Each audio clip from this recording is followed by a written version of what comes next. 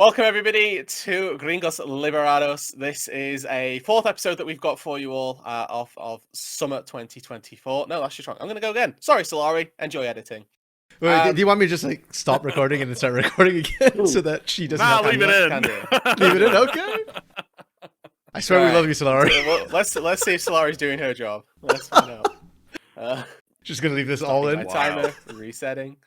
Welcome everybody to Gringos Liberados episode number 4 for Split 1 of 2024. We've banished the non-gringos. We've brought you back an authentic gringos podcast for this one. We saw the comments on the last video, and 4x4's video was distracting from the integrity of the podcast with his silky smooth voice. I'm joined this time by RMC and by Axeman.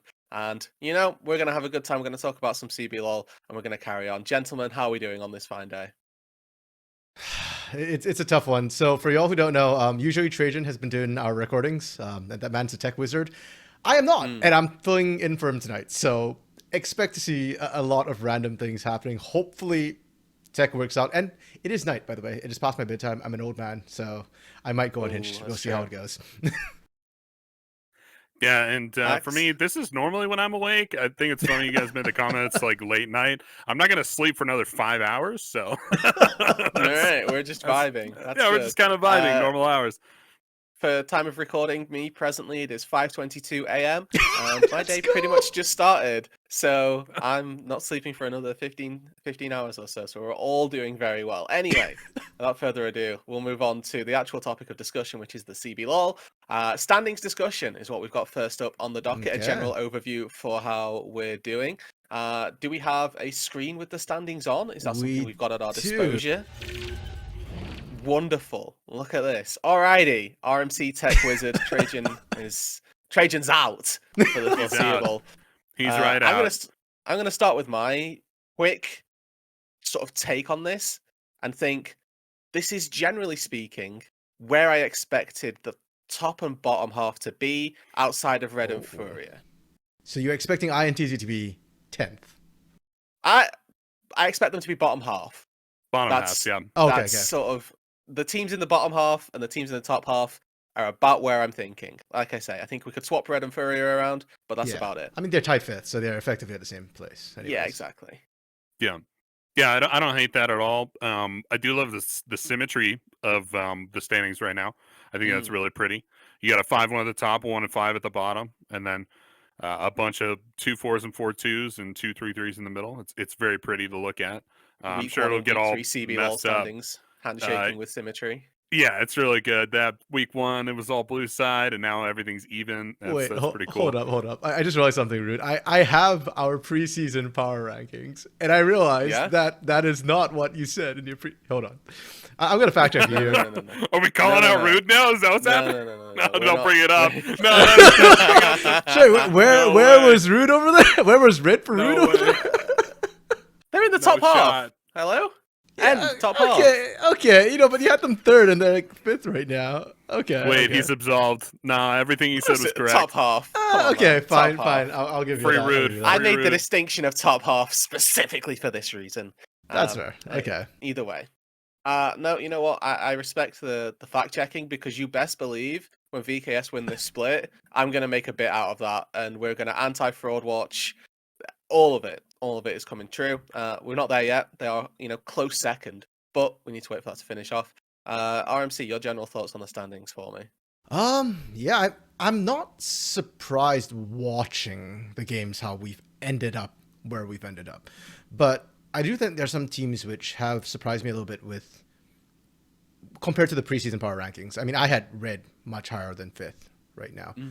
I thought Red would come in swinging. I mean, the cousins are back together, right? Like, this is a really strong roster that got put together. You got Brunsey coming in. It should have been like an easy win. But yeah, they are not there. And Kate Stars, I think, surprised. Well, actually, Kate Stars didn't really surprise me. They exceeded my expectations, and I'm happy for it. I did think there was a world in which they would do this, and we are now living in said world. So props to them. I love what they're doing. INTZ, though, has shocked me. I did not think INTZ would, be 1 and 5 at this point. Yeah. Let's put a pin in INTZ. We can come back to those in just a little bit, because they are the sort of outsider. But I am quite happy generally with how VKS have gone. Right, I'm there's no surprise here. I'm here as the VKS stan for this split. Don't typically like to think of myself as a objectively biased person, but my VKS takes have been somewhat out of left field. A lot of people have said, I'm reading comments on our podcasts off the first episode, and I remember there was a comment saying, "Rude, VKS first is crazy," something to that effect, and I was like, just you wait. I actually really have high stocks on Takui, and I think that he's shown that so far for the first 3 weeks. There was a game where he got absolutely bullied in the early game, like 17 man ganks mid lane, and then he just carried the game anyway. And it was kind of like, well, what are you gonna do? But VKS have also shown that they've got good pools outside of that. I've really liked seeing Gigo and Smiley step up as secondary, tertiary carries, and sometimes primary carries in those games where Takui is getting a little bit shown the focus, shown the attention even. Yeah, I like the Takui stocks too. I think it was really fun that they. I've been asking Coach SeeEl on Twitter on everything he posts to pick Karma. Please pick Karma this week. It's so busted, and he never responds to me. But they did pick Karma. Yeah. No, Hey, but you know what's I don't good? know. It was Karma mid too, and Takui making it look really good. He's going to be in his friendship circles and going, I don't know what it is, but there's this one guy on Twitter that just always comments, pick Karma. And in draft, Please. you know that when he picked that Karma, he was like, this is for Axeman. This is for Axeman. Yeah, that's exactly what he was thinking. And This is that's for that one guy. Yeah, 100%. But yeah, I think Karma's really solid for them for their roster too. Big flex, and it's going to be strong for another couple of patches. It gets it's getting nerfed on 14.3, but that's not for like another week or so, I think. We got a couple of weeks cool for them. of play still on this, yeah. Yeah, and if you didn't notice, Karma Ezreal was in a bunch of bans this last week. It got played only once, I think, by Takui, and then it got banned a bunch of other times, caught a bunch of bans. We actually ended up seeing a lot more of the champions that had been getting banned, like Kalista and Renata and stuff, because those champions moved in. But on the standings, the other point I wanted to make was there were two teams at the bottom of the table last split. It was KaBuM and it was Liberty, and both those teams are doing phenomenal, absolutely phenomenal right now. I'm so happy with that development in the league. We're going to talk about the teams that fell behind a little bit later, but in terms of like where the league is heading right now, very, very happy with where it's heading in terms of competitive viability. Phenomenal for Liberty, maybe a bit over my expectations. No, I think hey, if you look at the strength of schedule, they've already played Pain, they've already played Loud, and they did okay. They beat Pain, for God's sake. And a lot of teams have not played those two teams yet. So same thing for Furia, by the way.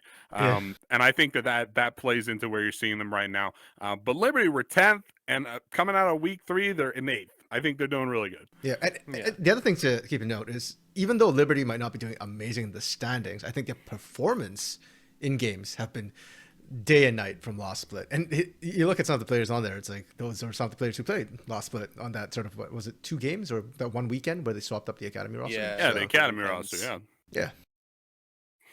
I think that the Liberty story is definitely an interesting one because we were, again, at the start of the season, questioning their ideals coming in, right? Because they did the exact same thing in 2023 and it didn't work. And I know that RMCU specifically were kind of like, this didn't work last year, why have you done it again?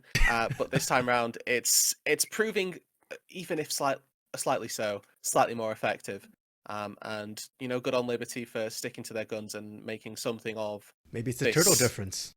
The turtle difference. Yeah, maybe. Who knows? And making it something a little bit different from this. Because they have Belzy as well, right? As coaching as well for Liberty. Yeah. That was a big pickup for them. The big move of the offseason was him leaving Loud and then, ending on this, what was formerly low placing team. So good on the coaching staff as well. Good on these new players for, and some old ones for making a statement at Liberty at the very least. Do we have any more comments on our standings? Or may we proceed into what is the elephant in the room? Let's get into the meat and potato here. Yeah, let's get into it. All right. So, as we alluded to a little bit earlier, INTZ are currently 10th. They are 1-5 in the standings thus far. This has been their schedule. They took one win away from Red, who we've argued have come in a little bit weaker than we maybe expected. But those are some losses to good and bad teams, or top end and bottom end teams. But they've still got KaBuM to play, which is going to be a tricky one. You can almost feel like that's a loss for them at the start of week 4.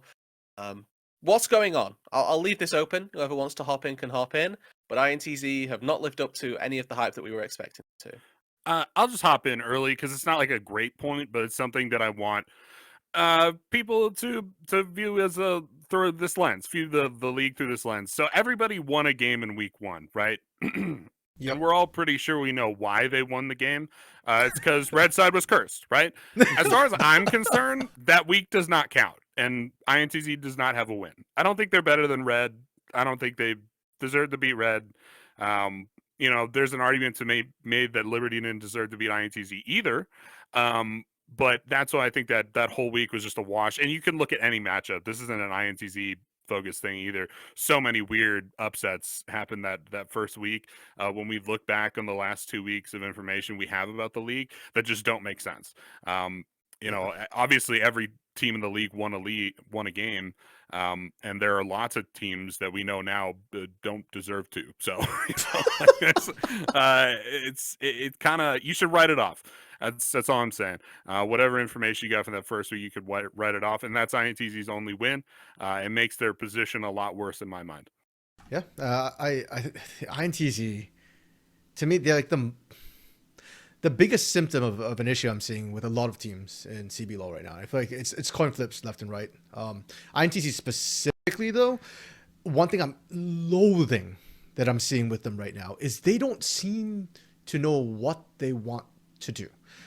Their one win back in week 1. Actually, week 1 was their best week. I looked at INTZ week 1 and was like, okay, I'm seeing it. Then I looked at them in week 2 and I'm says like, you can't take into account that. So well, I'm not even talking about their results. Just the way they played. They played like they knew what they had to do, right? You have a team with Tay on it, with like Yampy on it, and you've got like a really strong front line with damage on it, great front line. And then you're just supposed to peel for Ninja Kiwi, put Aithuza on something, kind of safe that can pump out damage. They did that week 1. Then after that, every single game after that, maybe they draft that way, but they are not playing to Ninja Kiwi at all. They are Ninja Kiwi's getting elo held again. I don't know. This is like the opposite of like FNB and Minions. It's like Ninja Kiwi and his nemesis. Like he's literally having to 1v9 games, and it's not. Like I don't understand this. Like you have frontline. Why is your frontline not frontlining? Why are they like diving back lines randomly and leaving your AD carry alone? It's the weirdest thing. Yeah, and I like that you bring up like team fight positioning too. Into their game against Liberty. If you remember the course of the game, it was it was late. It was like 35 minutes, something like that. Liberty were like putting up a heroic performance. Makes is on Casanti. And mid laners on like LeBlanc or something that wants to sit in a flanking maneuver, and they're setting up for Elder. And INTZ is pushing from mid lane through the river to Elder. And Liberty had set it up so beautifully that I was lauding their coaches afterwards, that this must be just such a good coach, a well-coached roster. My co-caster, and this is week 1, I don't remember who it was. It was Trajan, I think. I think it was Trajan.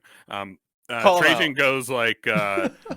yeah, but I mean, INTZ just walked right into them, right? Just like walked into the flank, and I was like, yeah, they really did. and by the way, that's like the Liberty's dichotomy, win. right? Yeah, Liberty. Have you been like, wow, Liberty set this up so well, and all of these praises that we've got to give Liberty. And then there's the Trajan side of the coin, which is, yeah, but INTZ, they inted, like, what hello? And it turned out Trajan was right. I mean, it was a good setup from Liberty, but they were up like 6K gold or something like that. Totally into the Elder fight and lost the game. It was the worst thing I've ever seen. And being a Liberty fan, I was like, happy in the moment, right? But now we're looking back and INTZ's 1-5, and you're like, Jesus, man. Well, and even then, I'd say that's one of their better performances this split. Like, sure. Yes, because they were winning. True, yeah. The Yampy brand killed me that game. But you know what? Actually, it's not mutually exclusive. Liberty can set up a beautiful trap, and INTZ can walk into it beautifully as well, and that's just, I think, kind of what happened. But it's gone downhill since then, which hurts me so badly. Ezreal, I think one of the few Ezreal games we saw this week was Ninja Kiwi in that game against who was it? Is it this week? Yeah, It's either Loud. Fury or Loud. It was Loud. Yeah. Yeah, and Ninja Kiwi went 6-2-4. Like, he did so well on a champion that didn't need his team. Like, if you, I think Ninja Kiwi might just have to pick Ezreal or something with a lot of self-agency and just go like, hey guys, if you're not playing to me, then I'm playing to me. Like, I need to be able to 1v9. I want to pose a question to us all. Because coming in, we didn't really know who was starting for INTZ in the mid lane. Yeah. So far, it's been INTZ. Yeah. At what point do we think that we see Namiru step up? Namiru, yeah, because so far they've also played 2 games in Academy. They're 0-2, INTZ Academy right now. But do we think, and I, in fairness, haven't watched tape on Namiru to see if the loss has been his fault, anything along those lines. But it feels like INTZ are really struggling in the mid lane. Is this the chance? Is there an opportunity for Namiru to step into this role and do better? I'm gonna say it doesn't matter who you put in there. INTZ's problem is not the individual player. It's a team-wide issue. So it doesn't matter who's in that mid lane. You could give Tinones that mid lane, and INTZ would still struggle. Okay. Yeah.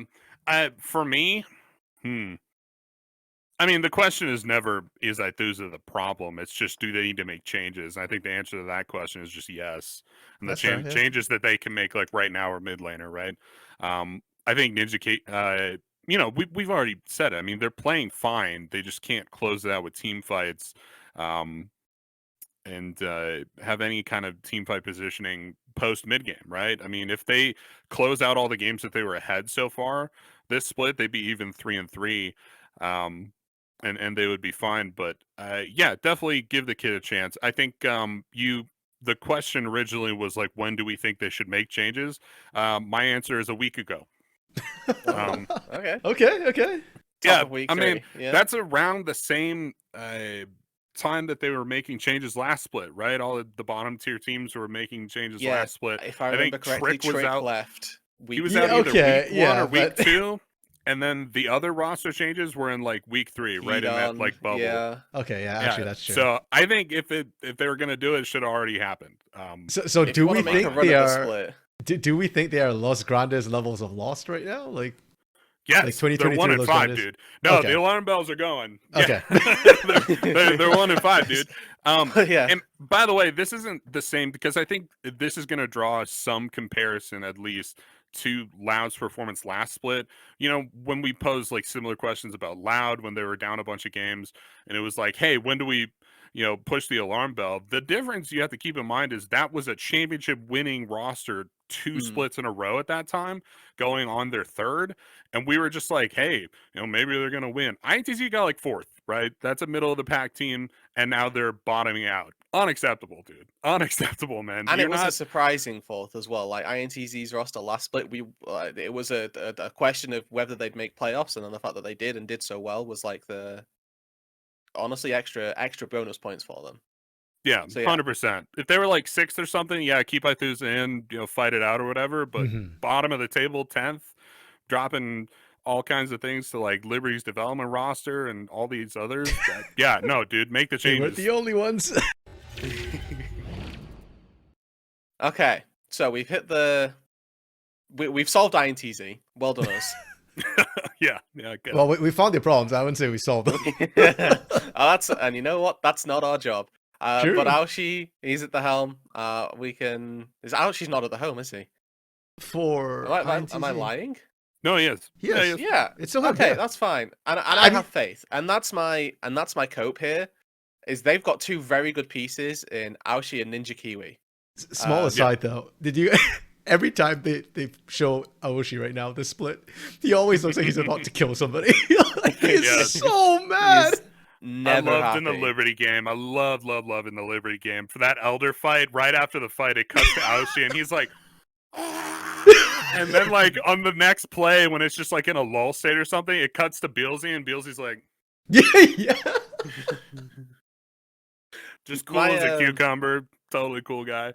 So the other part of INTZ that I want to touch on a little bit is Tay in the top lane. Because Tay's had a rocky CBLOL career. Let's put it that way, because he had a role swap that didn't work out. Because he started off as a jungler, or played a couple splits at jungle, and then went back to top lane. Performed fairly poorly in top lane. Had a split where last split, well, wow, Tay's back, everybody. This is a top laner who can perform and can do more than just sit on tanks. We were seeing Tay GP, we were seeing all sorts of genuinely impressive performances, Kales, right? And now we've regressed again. And I know that Trajan has been talking, uses this sort of metaphor with House, right? Where he's like, I'm out of good grace to give you. If you mess up this one split, like, I think I'm about done. I think that's where I am with Tay right now. Is I'm about out of all the goodwill that you earned from that one split, and I may just be thinking you're not great. Welcome to the club, Rude. This was me 2 years ago. I I never left the club. Yeah, but then he did well. Then he did well for us. Even then, I was not on the Tay hype train. Like, yeah. I admit that he wasn't as bad as I was making out to be 2 years ago, last year, but he's back to 2022 Tay. Fun fact, by the way, Tay, name a stat right now that we can check. Oh, I don't want to, because I know what the fact is. KP. I feel like 25.7%, 10th. Name another stat. Yeah, I know what the trend is. I figured the trend. XP differential at 15. XP differential at 15th is... Oh, hold up a second. Negative 388. 9th in the league right now. Hey, there we go. Yeah, there we go. That's a good stat. Found it, boys. Well done, we found the anomaly. Basically, as we figured out, here? He's 9th or 10th in almost every single metric. Like, it's not even close right now. And this is not one of those times where you can go, oh, you can blame the jungler. It's like Tay's being left on an island, he's getting dumpster. No. Yampy is ganking top, because Yampy sure as hell ain't ganking bot that much. So he's on that top side. It's just not working out, and Tay is just getting slammed 1v1. To be fair though, they had that game against Los Grandes where Tay got screwed at level 1 because they tried the cheese in the bot lane, and that didn't. Oh yeah. Yeah. So his stats are somewhat skewed, but even accounting for that, he's still not doing well. He's also skewed by the disastrous Scion game he played, where he went down. So his overall XPD is minus 388. His XPD at 15 is minus 2,000 on the Scion. Yeah, just awful. Just so bad. And he's the only guy who's played it. We use the word like lost a lot. When we talked about INTZ, that was you so lost on Scion. Doesn't make sense from the picket at all. Yeah, I saw what they were trying to do with the cheese, but yeah, it really hurts his stats when he's like level 1 and Super Clipper's level 3. Like, you just can't play that lane. Yep, not at all. I miss ZZK, but it is what it is. I miss ZZK as well, honestly. Yep. Okay, we're going to move on. We touched on INTZ. We hope that they do remedy their roster, or maybe not their roster, just their team play, and get a little bit more competitive as we head through the rest of the split. We're going to turn our attentions from the bottom of the standings up to the top of the standings. And our prompt for this one is KaBuM versus Loud. Who seems more likely to place first at the moment? Ooh. When did they play each other, actually? When do they play each other, or when did they play each other? Well, when did they? When do they? When do/did? They started week 1. Yeah. Do they play at the end of the split again, or do they play like at the halfway mark?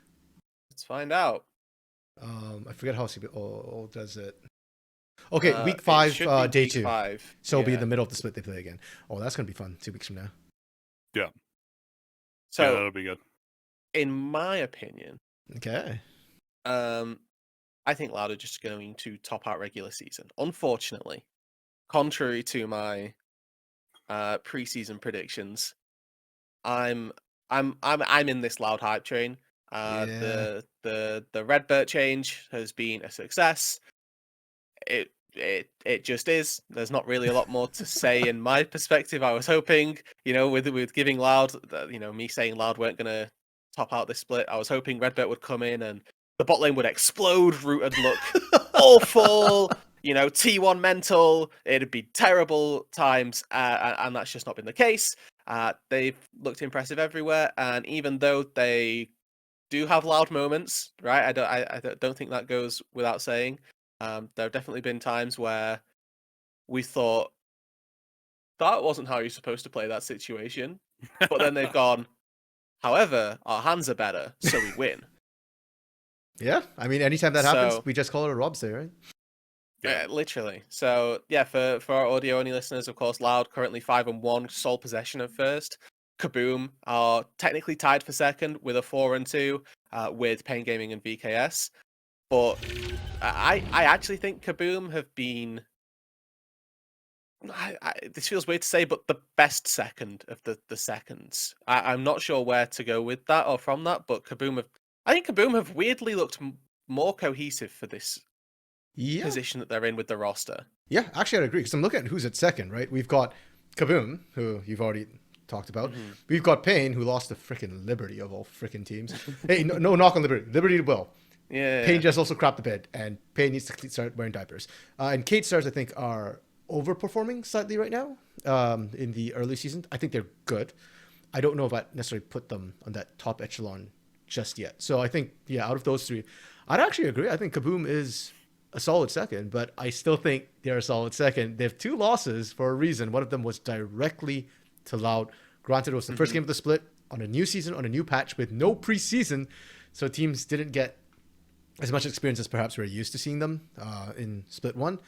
But yeah, watching the way they both played against Pain as well, like Pain beat up Loud and got their revenge, but they absolutely bent KaBuM over and spanked them this week. So it wasn't. Nice. It was one. I think that was the final score. Like it was like almost a perfect game from Pain. Well, their turret's taken, but yeah, I mean it was The destructive. point stands. Yeah. Yeah. Sorry, Somehow. so KaBuM have played Loud.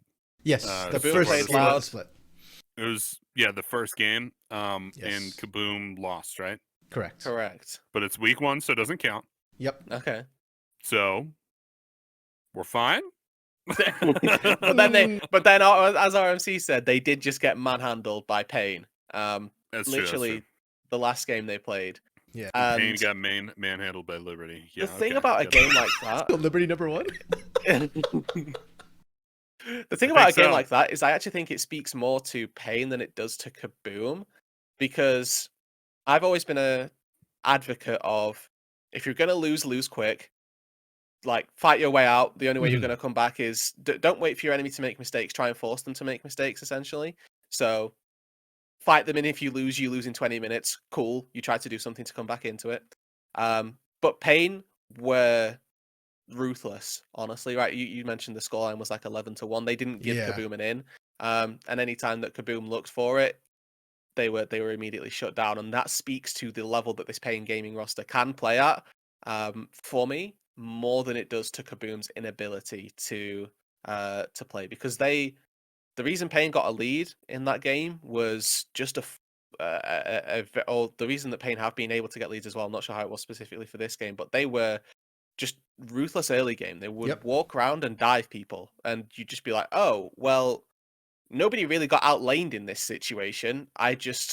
My mid got roam and then went bot lane, or they're playing as a team fairly well. Also, you have like a look on your face, RMC. Yeah, because there was one lane which kind of like dominated early, and that was Titan Curry. I feel like that bot lane right now for Pain, that's the coin flip. If Titan Curry win the lane, they win it hard, and then if they lose the lane, I mean, dude, they're solving ward hunger. Like that's all I'm saying. For those unfamiliar, they are feeding heavily. That's Very what solving world hunger means. Feeding Axe, what's your everybody. take? Loud or KaBuM? Who's topping the split? So my take, you said something earlier. I want to circle back to it. You Yeah, go said ahead. what would happen? What would need to happen for you to disbelieve Loud? And you listed like a bunch of awful things that I need to do. And I just I remember the way I was feeling last split when Loud were also having like they actually were having a really bad start. And the way I felt was just no disbelief, just everyone was like, where's the line? And I was like, I guess the line's out there somewhere, but there was never Okay. a point where I was like, Loud aren't gonna do it. And I'm definitely not not now. Yeah, they're just the best. If anything, they look like they're in playoffs form right now, which is really scary. They're like building set plays and stuff. The level, I don't know. I don't want to put a level on it. Like early plays they're making around like mid dives and stuff like that. When you start like looking at things and being like, oh my god, the mid laner is just dead. Like Loud have them surrounded. Holy cow. Play And it's safe like a mid, pack play of safe mid. wolves. Yeah, it's like a pack of wolves all up around this turret. Everybody's level 4, and you're like, okay, wow, Louder, they came to play today. They're not just coin flipping on Robo having a good lane or whatever. They're like, they got set plays and building plays and playing around objectives really well too. Yeah, they're nuts right now. KaBuM haven't really shown me anything that would suggest that they're going to be better than Loud. I guess the best I can give them is like it's early split, so maybe they build something. But right now, Loud's definitely on top. So, then we've got a bit of time here to go through. I want to talk about our second place position. We Okay. touched a little bit on each of the teams there. Is there somebody that you think is a solid second? We've sort of established Loud as a solid first place as a team and where they're going to be in the standings. And RMC, you specifically said solid second because they're a foot below Loud. Do you think that there's actually a discussion to be had for even one of the teams who were sat at 3-3 to talk about second place? It should be Pain. It 100% should be Pain right now as like solid first or solid second. It should be, but they're so inconsistent that all I can give them is a should be second rather than a solid second. Like they beat KaBuM, so they are better than them, but they also beat Loud, so they're better than them. And then they freaking lose to Liberty, and I wouldn't be surprised if they dropped the game to Los Grandes the way they're going. Actually, they already played Los Grandes, didn't they? So, so you have Pain at second. Yeah. As like our solid second team. No discuss. So okay, this is another chat that I want to have actually. This Some isn't on discussion. a Renault show, but I think this is a good one to have because it's like it kind of leads into the next question as well. But we'll leave that for a little bit. Oh, I'm ranting on that I want to talk about Red Canids for a little bit. Okay. Because they're a 3-3 team currently, tied for 5th with Furia, who I think have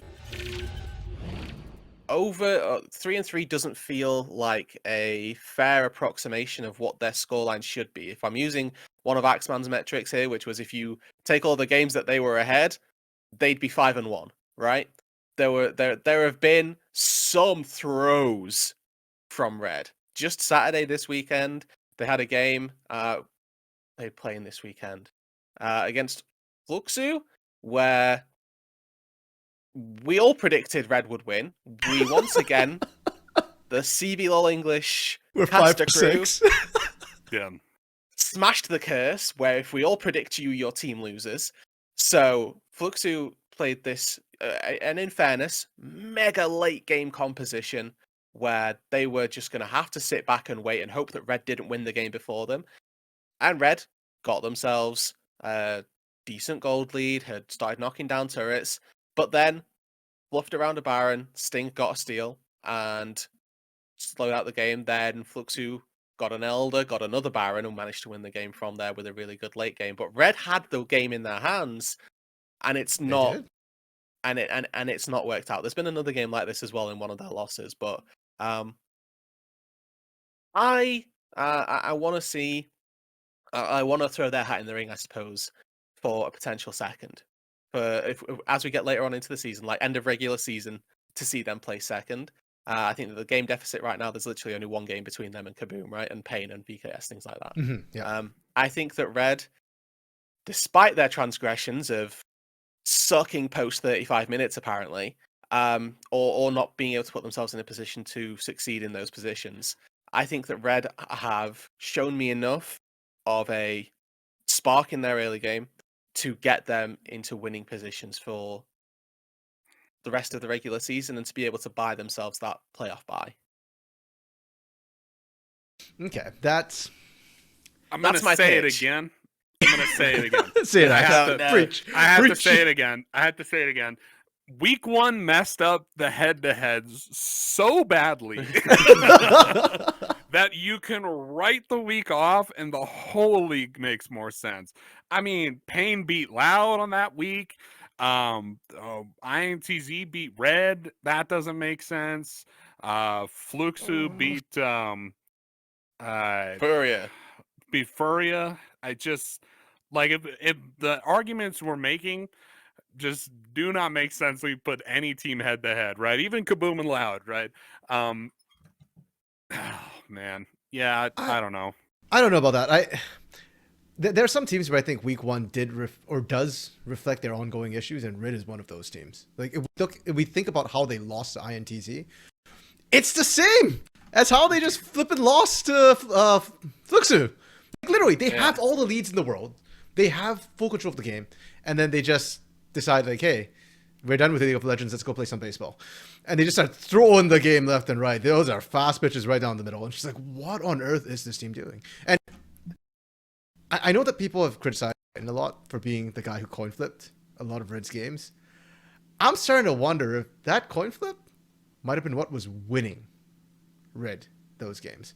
And it was Red last split. Red last, absolutely. I'm there. I'm there with you, because there were so many games as well that they were. Was it a game versus Liberty last split that Liberty had again coming in right winning, managed to have Red at their base. Yep, they had taken both Nexus turrets. 3 times. Yeah, and then surprise, surprise, Titan killed you all and stalled out the game, and then did it again. Yep. And then they won. Because I remember making this discussion. Like Titan was for me the best AD for the majority of regular season because of those coin flips. And then because his highs were so high. Come the MVP moment. no, because then he sucked at the end. And I was like, well, okay, your highs are no longer outweighing the lows. Yeah. I think this roster is kind of that issue that Red had in the past. Like Aegis and Grifter are great early game, actually. I think we can talk about Grifter a little bit later as well. But I think Grifter, the way he plays with Aegis is very unique and different. And so he ends up going down in lane to get Aegis and the rest of the team ahead. And I think Bruntsea, it should work because Bruntsea is such a strong early game piece that he often dominates his lane with Jojo. And if you are funneling resources down there, you should be able to end the game. But I think this is the problem now, where Aegis, Grifter, early game.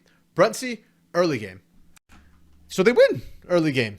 And then mid game rolls around and we're like, oh, who's the carry now? Oh, and then late game rolls around and it's certainly not Bruntsea. And Greftar is so deep in the hole, he's not carrying either. And FNB, love the guy. That's the reason why he's the best Brazilian top laner to never win the league.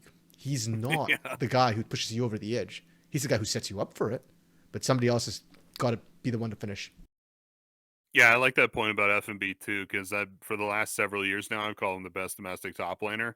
And boy, oh boy, there's some good academy top laners that just got promoted into the league. And man, I don't know, they're kind of catching up to him a little bit. Watching academy top laners trade blows with Wiser and like leave Wiser on the ground bloodied, and like taking that scenario and holding it up to what FNB has been able to do in the last year or so is incredible. Just incredible. Because like that's the goose you can never catch, right? Is like, oh, you know, it's always just Robo and Wiser up there, and I just have to be the best one down here. You know, I never get to win anything. And then some guy just comes up from academy and does what you've been trying to do for years now. He takes it to the Korean import top laners and just totally beats them down in a very winnable matchup for Wiser. It's not good. It's not good for FNB whatsoever. You know, he's always going to have fans in the crowd. There's a great video where they had a cutout of his face on the Boss Baby body from the movie Boss Baby. And it was Boss Baby body from the movie Boss Baby. Thank you. You know, it's like I can't remember who plays the Boss Baby. That's not important though. Yeah. He's got a little baby body. It was awesome. They're holding up in the crowd. Very cool. But yeah, dude, Makes looks incredible. Super Clever looks incredible, and FNB is just kind of, you know, the same old guy. Yeah. All right. I'm glad we went on this little tangent. We are now going to head into our next big talking point. And I'm a little unclear as to where people want to go with this, so I'm going to leave it very open-ended, and I'm going to leave it as to how it's been prompted to me I'm is excited. why are we seeing inconsistent plays this season? So first of all, I want you to explain what this means to you, and then give me your answer. Okay. RMC, I feel like you're the Yeah, go-to. Here, so what's this happening? was my fault because I basically ranted at the CBLOL English crew after watching this last weekend. I wasn't on this weekend, so I got to watch the games later on because I was busy this weekend, and I was mortified by what I was watching. Honestly, okay, I'm going to be really negative, and please know that this comes from a place of love. I love CBLOL, and that's why I am so frustrated watching this. But this weekend felt atrocious. The only team I think I'm happy with watching right now is Furia, and the team that I think I'm okay with watching right now is VKS and Liberty, and everybody else. I'm just like, why are we here? So a lot of it's just inconsistency. So we'll start at the top. Why am I happy with Furia? Furia doesn't have the best record, but at least they're improving. And when they're losing to teams that are performing really, really, really well. But they themselves have a solid game plan. They're executing the game plan. And teams are giving Zai Pike. Like, why? Yeah. Why are we doing this? Mm-hmm. Like, what? I just don't understand. Like, with this guy. Money in the bank. Yeah, exactly. Yo, like, we gringos can see this. You guys have played with Zai. You scrim against him. Why are we giving him Pike? And it's just like, it blows my mind. But Furia, they execute their comps really, really well. When they pick a skilling comp, they play a defensive early game and they skill. When they pick an early game comp, they apply pressure and they look for roams. They're great. Sure, they're not winning all the games, but that's fine. They're still a developing team. Then I mentioned, I think it was Liberty and VKS, the two other teams I'm okay with. Sorry, excuse me. So yeah, I mean, Kate Stars for a dev team, they're doing incredibly well. I think what Coach SeeEl is doing with them is great, and they are learning. They're definitely performing well. I like their drafts. The only fly in the ointment actually came in their game this week against Red Canids, where I think that was the moment where Coach SeeEl was upset and that got caught on camera and people were talking about it. And that's not so much on player performance. That felt like the only game where Kate Stars felt lost in the mid to late game. Besides that, they've always come in with a game plan. They're executing or trying to execute. Doesn't always work, but they're trying. You can see that they've got a game plan. So I'm okay with that. One game, it's not perfect. Live with it.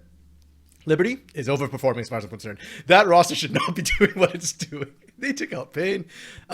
Yeah, they are the bunch of academy players. I wasn't high on Pilot in the past. We've seen him before. Very, very safe mid laner, but has never been a Role carry. player almost. Yeah. Yeah, I think that would be a fair assessment of him. And then he's had his games now with like the LeBlanc. That is not a role player. That's a carry. Love to see it. Makes has been huge, been popping off. Fly in the ointment for them is Mikau and Cavallo. They're experienced bot lane, by the way. Like this was supposed to be the bot lane that was gonna help, temper the academy players, and they have been doing that. They've definitely been tempering the success of Make, Drake, Hero, and Pilot. Mikau and Cavallo, bros, I don't know what's going on here. Like, sure, we joke that Mikau will always get eventually caught out of position. That eventuality has been happening like pre 5 minutes. A couple of games now. He's just getting caught on lane. I don't know what the hell's happened down there. But the top side, is balancing that out, so I'm okay with them. Everybody else, no bueno. Oh, wait, that's Spanish. That's not Portuguese, right? My bad. Yeah. Well, that describes it. It's LLA for the rest of the league. Loud is an exception. I will put an exception for Loud. I don't like what they're doing because they should be better than this. They are playing monitors off for 20 minutes right now. They are struggling in early games where they shouldn't be struggling. In all fairness, maybe they're limit testing. I don't know what they're doing. But they're down gold a lot. And they'll be at 20 minutes. Loud will just say turn on their monitors and proceed to win the game. If you can do that at 20 minutes, you can do that at 5 minutes. Why are we not doing that? So Loud's dicking around, for lack of a better word. And whatever, man. They'll win anyways. So whatever. Yeah. I'm not happy with it, but it happens. Everybody else is just inconsistent as all hell. I don't know what's happening with the rest of the league. And it's not like some players are screwing up because they're limit testing. We could say that about Titan Curry maybe in the bot lane week 1, but since then they've stabilized. It's more like the teams don't seem to have a game plan. And it reminds me of when we first started casting CBLOL. What was it, 2021? Where teams didn't have clear idea of macro.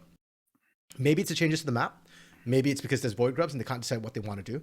But we've been seeing some of the dragons go down 8 to 10 minutes compared to what we were seeing before, where we're finally moving towards that 5-6 minute dragon fight, dragon take, trade for Herald at 8.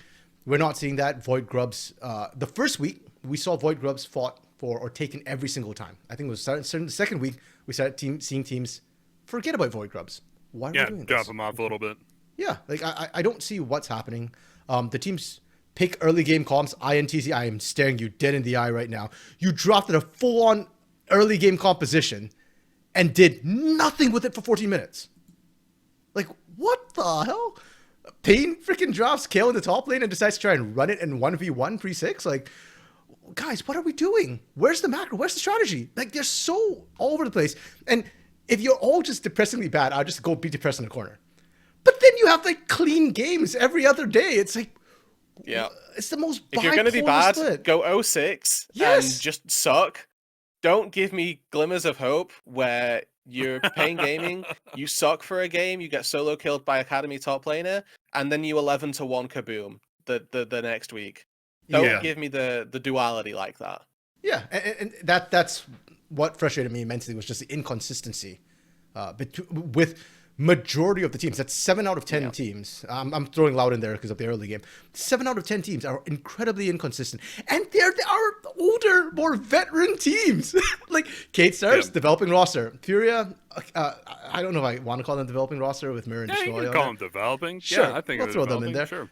So yeah, and then Liberty is a full-on development roster. So it's all our veterans, all our experienced rosters, and some of the dev rosters, which are just like, guys. Yeah. Yeah, there's been some lost performances from the bottom the table teams too. I think the game you brought up, Loud Liberty, where Loud were up, were down gold until 20 minutes, and you said they turn on their monitors. Yep. For me, that was like a lost performance from Liberty. I think they were playing the early game so well. And then I was the only one that predicted them that particular game. And, I don't really blame anybody for not going with me on that. But honestly, you were right for the first 15 minutes. I remember, I was watching the game and I was like, holy cow, we're doing it. Like, I knew we could do it, but holy cow, seeing Robo actually down gold to makes was a whole other thing.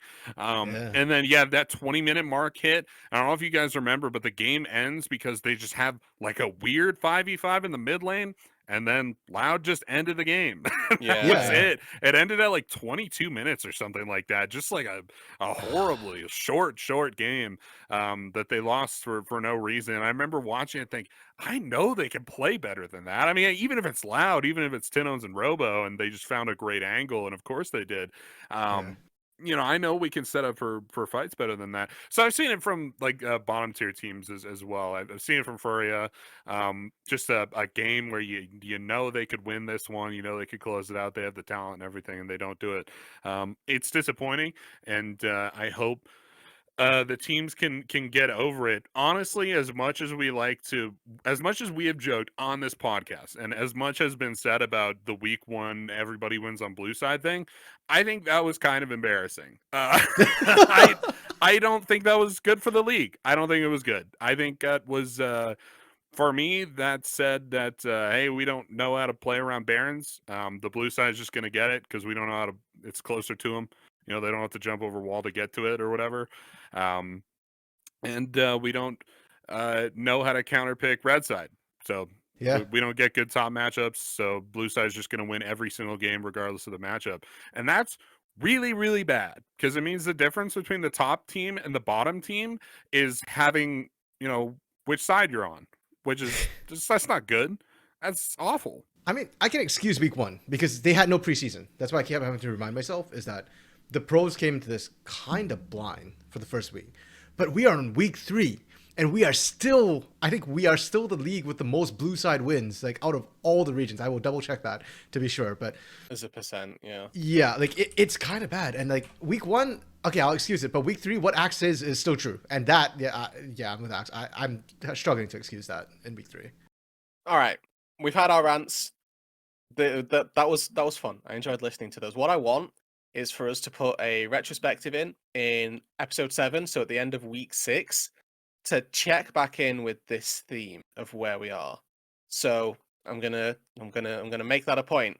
Episode 7, end of week 6, Solari, run of show. We need this point again so that we can look back and go, how has the consistency changed between week 4 or between 4 and 6 versus 1 and 3? Because I could only I can only agree so much with Axe and RMC that the consistency has been all over the place. I'm not I'd be beating the dead horse at this point. No, So, I think you can, Rude. That horse. I'm good. I'm good. All right. We can make some IKEA meatballs right now. That's all I'm saying. Fact check, by the way. We are actually not the worst, most one-sided for blue side win rate. We are at 66.7. And LEC actually has us beat at 69.2. I was actually really surprised by that. Wow. Nice. Yep. And the PCS right now has the highest blue side win rate at 73.3%. Alright, so we're not too bad. Yeah. But that week one though, oh man. Ain't nobody beating 100. Yep.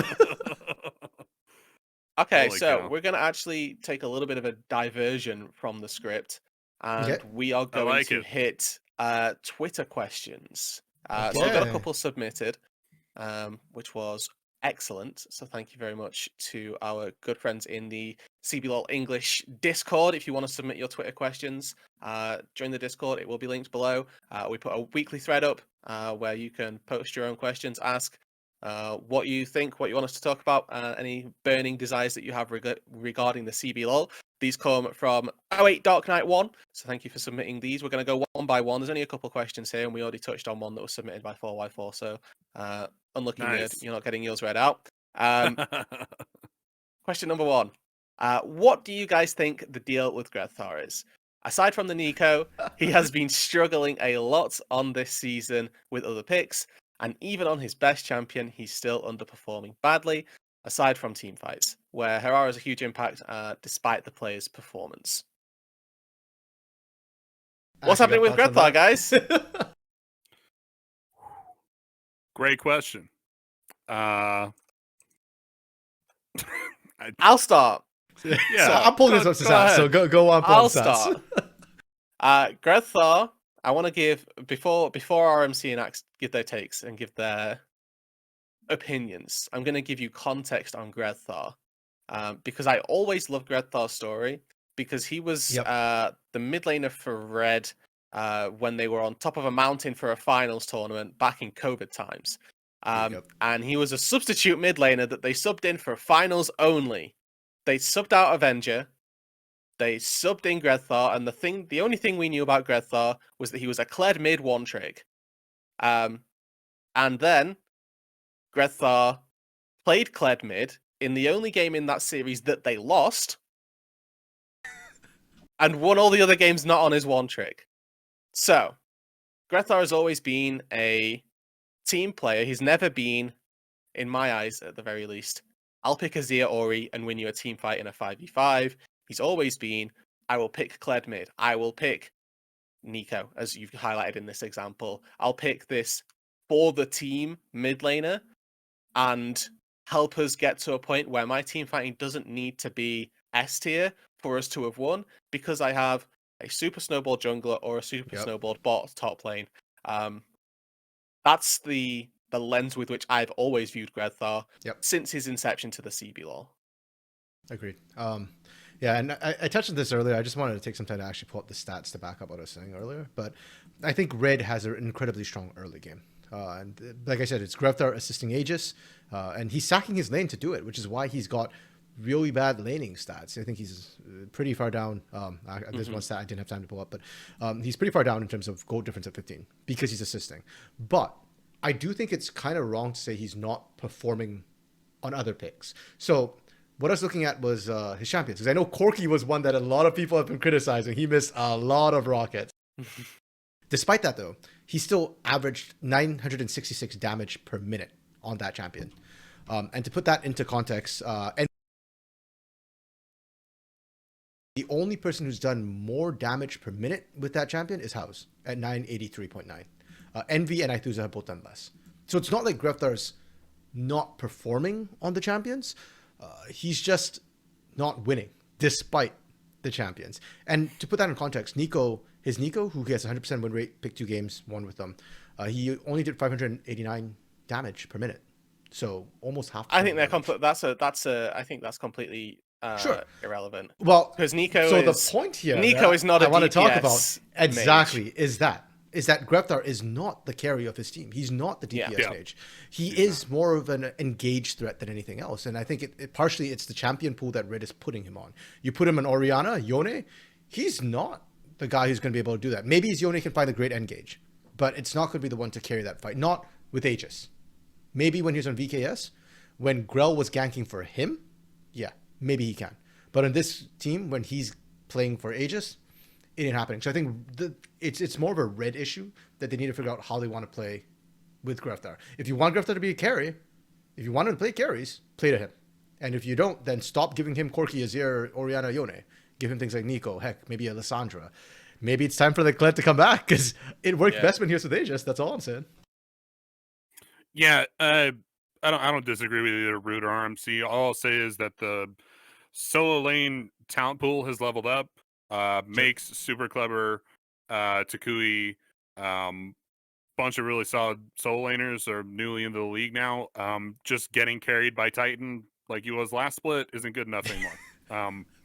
And Titan, we've already made this point, was barely carrying them even last split, right? There was some pretty lucky stuff happening in the late game for Red to get where they got it all. So having Brunsey as an early piece just isn't cutting the mustard right now for Greftar. That said, he's got like some good games. Like the Yone game was solid. It was pretty good. And then you mentioned Corki. Corki is pretty good too.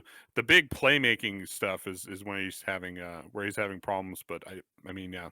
I think that's you the guys scary are, part, so, isn't it? Because that's where we associate Grethar is if he's struggling to find those engages and struggling to find those team fights. Yeah. Successfully. Also, his champ pool is just not like this. Isn't his champ pool? He doesn't play these champions mid.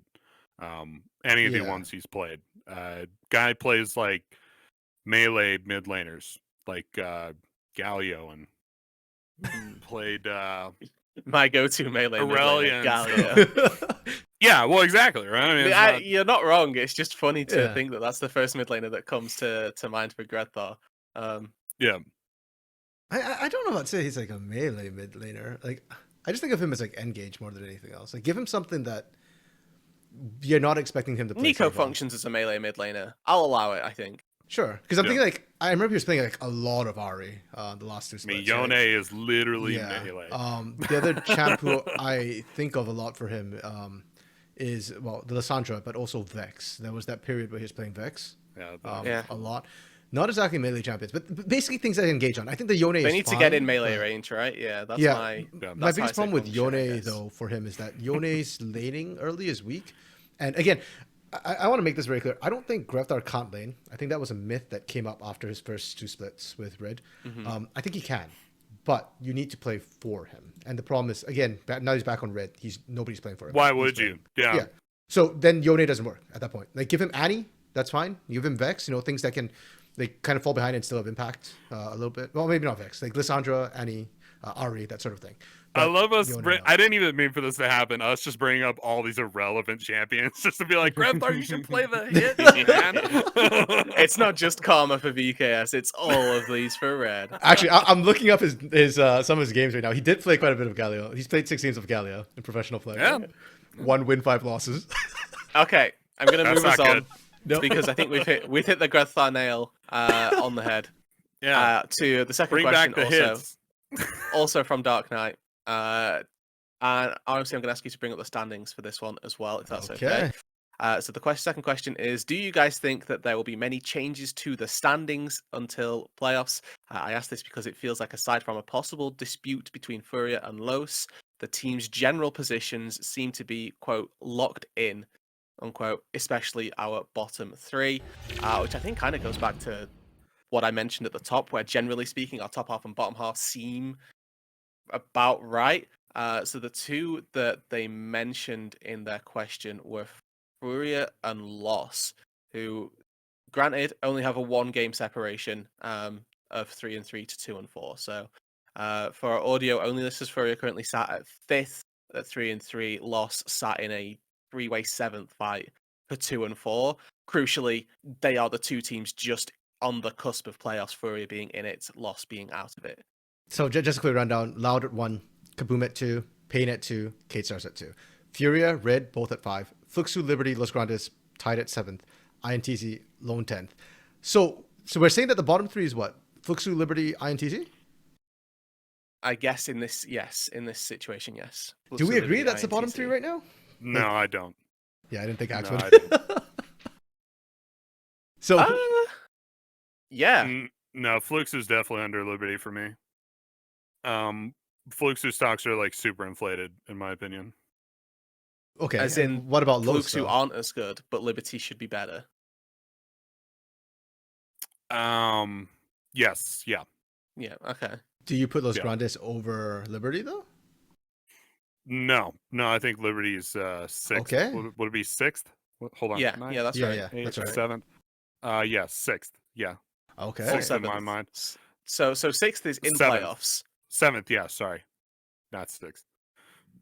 Oh yeah. So do you think that the Icon. playoffs teams, as they are right now, are the playoffs teams, maybe just in a different order? So like Furia make playoffs, for example, or is one of the teams that are Yes. currently outside of it not going to get in? Yeah, so top six make playoffs, right? Yeah, yeah. do we need a hot so, take for yeah. our thumbnail right now? Furia definitely makes it. Liberty is seventh, just outside playoffs, but they're not bottom three. I think they're seventh. Okay. RMC, what's your hot take? If Red keep playing the way they do, they might not be sixth. They'd be lower. That is a hot take. I don't know. I don't know how much on board I can get with that. Tell me, explain. You're going to have to sell me on this one. I'm really not liking the way Red are playing right now. Like their individual Mhm. pieces are amazing. Don't get me wrong, right? Like Yeah. but they're looking kind of bad. Like they are just throwing random games right now. So And, who takes their spot, or who takes their spot in playoffs? Presumably Furia. wait. Furia are already in, right? So who takes their spot in playoffs? for I Red can to mid? see a world in which Liberty or Los Grandes. Wait, no, they both have to be above them, don't they? Wait, how does this work? Yeah, No. Five, Just six. one. For of them. me- Just one of them? Above. I'm taking the reins. I'm taking Yeah, the reins from okay. RMC. Well, I think For this too. me, if Red have to drop out of playoffs, it's because INTZ just like turn it on and they're like, oh wait, never mind, we're still fourth, and they just like grind out 10 wins in a row or something, and they're like, oh okay, yeah, no, we actually can beat all these teams that we lost to before. We're actually gonna take a game off Pain and KaBuM here in the first set too. And we're gonna get back into the middle of the pack. I think that's what happens if it knocks Red out. I love Liberty. I think they're great. I don't think they knock Red out of playoffs contention. And I don't think Los Grandes and Flux do either. Yeah, actually, I think Los Grandes could. I don't think Liberty can. Okay, so I guess to the first half of the question, do we think there'll be many changes to the standings to playoffs? Yes. Yeah, I think so. 100% think that this is not what we're seeing right now. The only one I think is going to be the same is Loud. I think anybody else in there, nothing's guaranteed right now. Yep. Even for KaBuM, who's been doing amazingly well, especially for Pain, who lost Liberty, like there's no guarantees coming through for those guys right now. They could win, they could lose. So I expect to see lots of changes. As to Red specifically, I just really feel like they're very, very lost in what they want to do. And I actually I'll use the word loathe, what they did with Frosty and JoJo. I think last week on the pod, you guys, we were talking about how like that idea was really, really weird. You know, they both play center, just rotating them. What's the point? So I think Red are looking very, very lost. And the problem I have with them as well is partially who their coach is. Oh.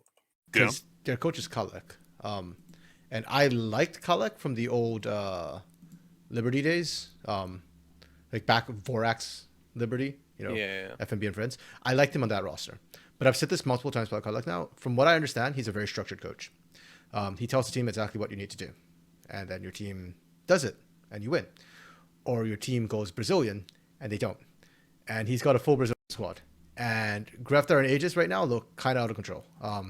Brunsey, Jojo as well, I suspect they are not following the script. Because at least come the mid-game, I'm not seeing the rotations I need to see from Brunsey to transfer early game leads. So if that, and we've seen a couple of rosters now, I think with Kalek, where like it doesn't mesh with his coaching style. And good players just like kind of fall apart because of it. He was most recently roster, like the superstar roster, right? With NV, with FNB, and we saw how that ended up. It was not good. I suspect this might be another Red roster that doesn't work with Kalek.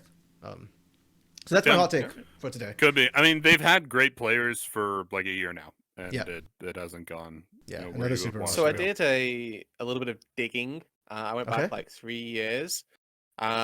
Typically, to secure playoffs to like 100% it, you want 10 wins. Yeah. There was Okay. the 4-way tie for fourth. That meant Lad didn't make it, where they got 10 wins but lost out and were 7th on tiebreakers. Yep. But 10 wins is like we've got playoffs. Mhm. I don't think that any of the teams outside of playoffs are going to get 10 wins, and I think that this is going to be one of the splits where we have two teams at Oh. 6th. Where and so for splits like that as well, there has typically been a feeder team as well. So I'm looking at some Yes. of the if you think like Renska That 2022 split inflated the 2, numbers. Yeah. the KaBuM Liberty last split, split. yeah, right, where there are just two teams that you cash in on your wins. I don't think that's going to be the case this split. So I think that maybe Yeah. the break point is going to be a little bit lower. Yeah. So it's like maybe eight wins and a tiebreaker goes your way. But I don't see a world where Red don't make 10 wins, period. And B, where I don't think I weirdly I'm kind of on board with Axeman. The only way that this playoffs grouping Imagine being on changes board is with if Axeman. I know. The only way that this playoffs group changes is if INTZ turn it up and decide Yeah. that they want to start playing League again. Yeah. So I And don't. so As there's- much Do as we have no I'm hope for Los actually- Grandes here? Like, I actually think Los Grandes has a really high ceiling this split. it's a long road. So look, for both of the teams, it's a long road. Yeah. For me, INTZ have the pedigree to run the road, and Yeah, no one else that's does. So that's where I'm coming from on that. Okay. You Yeah, I mentioned agree with 10 that. wins. We're 6 games into the split, and there are 18 games in the split. So you have 12 Yeah. chances to get to that 10 point. For INTZ to run the road, they have to win 9, right, to get to that 10 mark. And 9 you from made the point 12, about yeah. 8, Yeah. or whatever. 9 out of 12. That's a tough road. But Los Grandes is only 1 game up on them. Right? They have to Yeah. win what, 8 out of 12? Is that like that much easier? I mean, you're Not 2 really. wins away from 6, right? Like, you just Yeah. need 2 more wins than everybody Yeah. else above you. So, yeah, I mean, everybody at this point down in the 7th and 10th position is on like dire straits. You're just looking for a hero roster that can do it. A Yeah. Drake hero I roster? really don't have to. Yeah, I'm Sorry. more into that. I'm more into that than I am a super clever roster, unfortunately. Okay. As much as I'm all for bolstering our academy talent. I like Rude's point though. A lot of these teams can play spoiler. Absolutely can play spoiler. 100%. I don't like a super clever roster for playoffs, but I like a super clever for knocking Vivo Cade Stars out of playoffs Yeah. just randomly at the end of the split and be like, Oh, hey, you know for real? what? You thought you We're were gonna making win playoffs? both the games. Yeah, Yeah. 1 second. Yeah, we'll take you. We'll take you right there. I like that a lot. Okay, because honestly, when I look at the Los Grandes games so far, they've lost to Cade Stars on day 1, and to be fair, I don't think they looked completely together on day 1. But they lost to Pain and they lost to Furia. The Furia one, I was a little bit upset because they didn't ban the Pike, but the Pain one was very justified, and I think Los Grandes is punching higher than I expected. Envy is actually doing pretty decently in the mid lane right now. Maybe it's regular season Envy.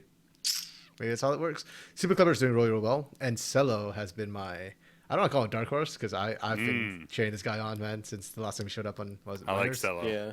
Yeah, I think he's doing well. He's quietly doing well. And I that's why I think this team actually has a chance to pop off. The issue with Brazilian ADs is that if they're quietly doing well, they're not good enough. They have to be. No! They have to- You gotta have the X factor, baby. You do. X factor. No! Yeah. Ninja Kiwi Justice, man! I don't care how good you're playing. If it's not on Neela 4th pick, it doesn't matter to me. It just doesn't matter. I don't care. I don't make the rules. Like That is kind of interesting. That the two things I kind of agree with Rude. I don't think INTZ is going to stay in 10th. Well, I mean, they could completely just fall apart and never find their way back, but they shouldn't, not with that roster. And both the ones I think might actually crawl out are the ones with the quiet 80 carries, Ninja Kiwi and Cello. Yeah. So to answer your question, I don't think the bottom 3 is locked. Yeah. I also don't think playoffs is locked as these 6 teams either. Do I actually? Do I think? Well, who do you think I would think fall out? realistic. Yeah. Okay. Yeah. I'm taking that back. I think realistically, these are the 6 teams that make playoffs. Yeah. I can see a world where Furrier again don't make it. Or again, but where Furrier don't make it, I can see a world where that happens. I don't think it is going to happen, but Okay, which is a hotter take? That Rit doesn't make playoffs, or that Furia is going to rank higher than Rit no matter what? Well, yeah. I think that Red don't make Actually, playoffs is just Red don't make absolutely playoffs. illegal. It's just such a hot take that like you've Okay. burned yourself, and That's- like we need to take you to the emergency room. Yeah, you have know? to smack the red button, the big red button that they keep on the desk. That's when you The hit problem the is, button. I just don't see Rit beating the teams above them right now. I don't Well, care. they They don't gotta have to beat the find a teams way, above them. They dude. just got to beat the teams below them. They just got to beat the teams below them. They beat Fluxo, Liberty, LG, and INTZ every week. They're good. That's Okay, their yeah. 10 wins. That's true. That's true. And they get there. Winnable. So you literally to make playoffs, you don't have to be better than all of the playoffs teams. You just have to be better than the non-playoffs teams. And 4 so of them. Yep. I think Red have got that in them.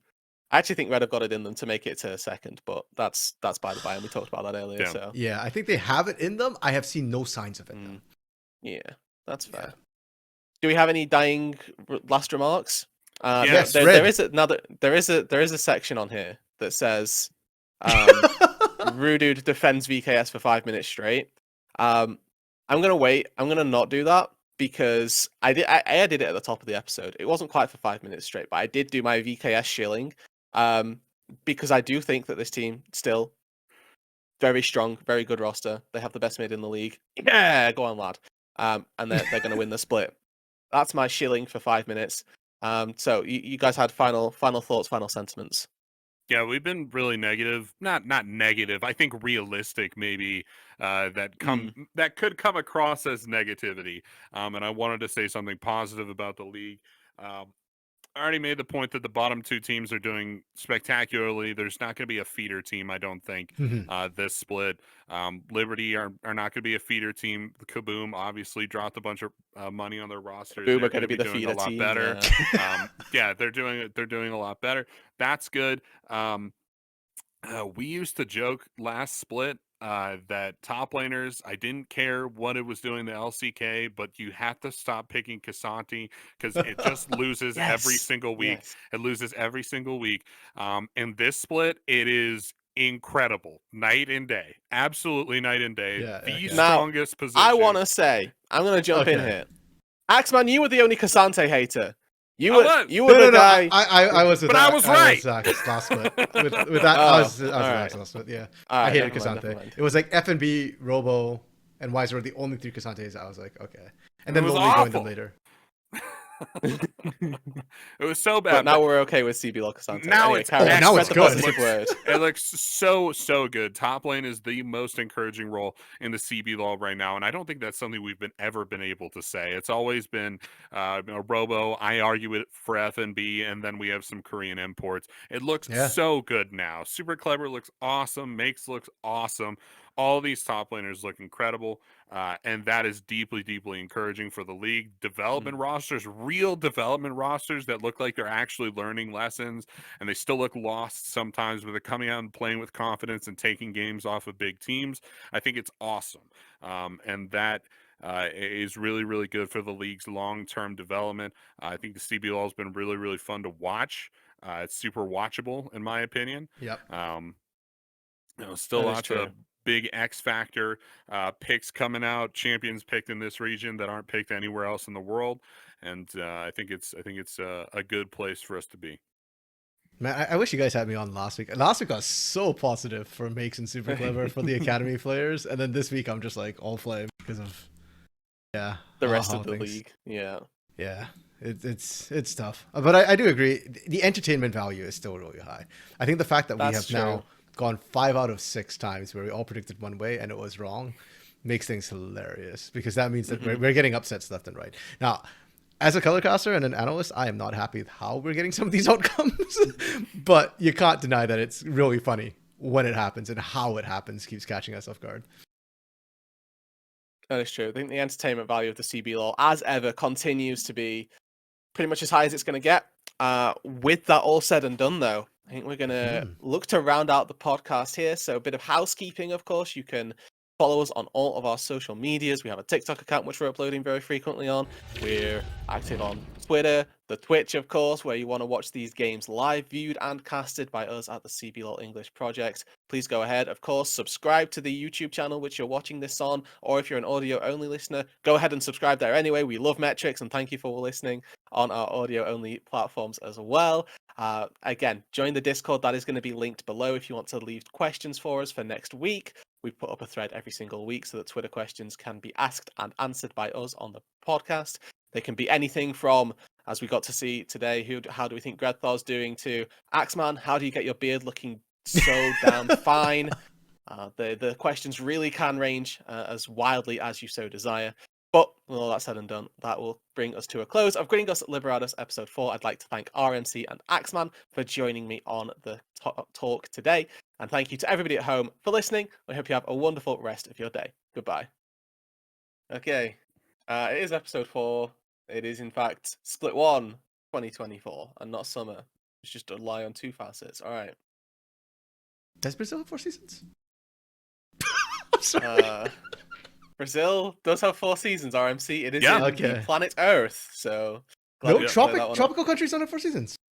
Do they Yeah. not? Oh. No. They have it's, 2. It's far enough south. They have reverse seasons though. If they're far So enough it's- south, yeah. It's So if somewhere you're, there. so if you're, from Rue, dude, you have reverse seasons. Oh. All right. The more you know. Thank you. Anyway, restarting my timer again. It's gonna be a great episode. Yeah. It is.